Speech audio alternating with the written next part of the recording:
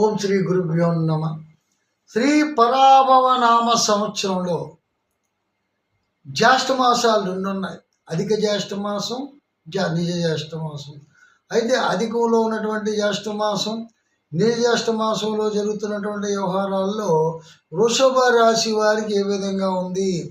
వృషభ రాశి వారికి ఈ అధిక జ్యేష్ఠ మాసం నడుస్తున్నటువంటి పరిస్థితి 16వ తేదీ వరకు కూడా మనసులోని బాధ, అనేక రకమైన చెప్పుకోలేనటువంటి మనస్తాపానికి గురవుట, కలహములు, చిన్న చిన్న గొడవలు, తగాదాలు సామాన్యుడు కాదు. కొన్ని దుర్మార్గపు వ్యక్తులతో కూడినటువంటి సావాస దోషం వల్ల కొన్ని చిక్కులు, అపనిందలు కలుగుతాయి అనేటువంటి విధానం కలుగుతుంది. కొన్ని విషయాలు మాత్రం చాలా జాగ్రత్తగా ఉండాలని హెచ్చరిక కూడా జారీ చేస్తుంది. అలాగే నిజ జ్యేష్ఠ మాసంలో వ్యవసాయం చాలా బాగా ఉంటుంది, లాభసాటిగా ఉంటుంది. తలచిన కార్యక్రమాలను కూడా ఆటంకాలు తొలగిపోయి అవన్నీ కూడా మంచి ఫలితాలు ఇస్తాయి.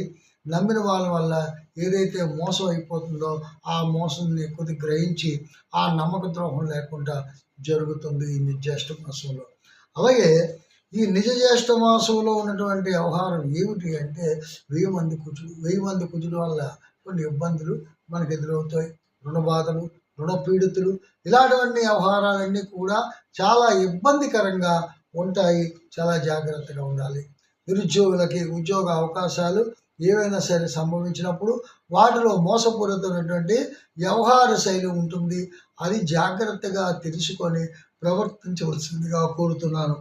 అలాగే వీళ్ళకి వ్యాపార వ్యవహార లావాదేవీల్లో ఏదైతే రుణ బాధలు ఉన్నాయో ఆ రుణ బాధలు, రుణ పీడితులు ఎంత ఇబ్బంది పడుతున్నారో అవన్నీ కూడా నిజ జ్యేష్ఠ మాసం నుంచి, అనగా 16వ తేదీ జూన్ నెల నుంచి కొద్ది ఇబ్బందుల నుంచి తొలగి ఒక మంచి వ్యవహార శైలిలోకి వెళ్తారు. ఆదాయంకి మించినటువంటి ఖర్చులు ఎక్కువగా ఉంటాయి. విద్యార్థులకి బాగా మంచి ర్యాంకులు, ఎందుకంటే వృషభ రాశిలో ఉన్నటువంటి వాళ్ళు విద్యలో చాలా ప్రాముఖ్యత. శుక్రుడు అధిష్టాన దేవత. వాళ్ళకి శుక్రుడు తాలూకా పట్టు ఎలాంటిదంటే మెయిన్ ఇంపార్టెంట్. వృషభ రాశిలో ఉన్నటువంటి వాళ్ళు ఎవరైనా సరే నీట్ ఎగ్జామ్ రాస్తే అవి ర్యాంక్ కొట్టే ఛాన్స్ లేకపోలేదనేసి చెప్తుంది. కాబట్టి నీట్ రాసే విద్యార్థులందరికీ కూడా సుఫలితం జరగాలని మనస్ఫూర్తిగా కోరుకుంటున్నాను. 4వ ఇంటి కేతు వల్ల కొన్ని ఇబ్బందులు, మనకి మోసపూరితమైనటువంటి వ్యవహార శైలిలో చిక్కుకుంటా ఇలాగన్నీ కూడా అటువంటి పరిస్థితులు. ఎవరిని నమ్మకండి.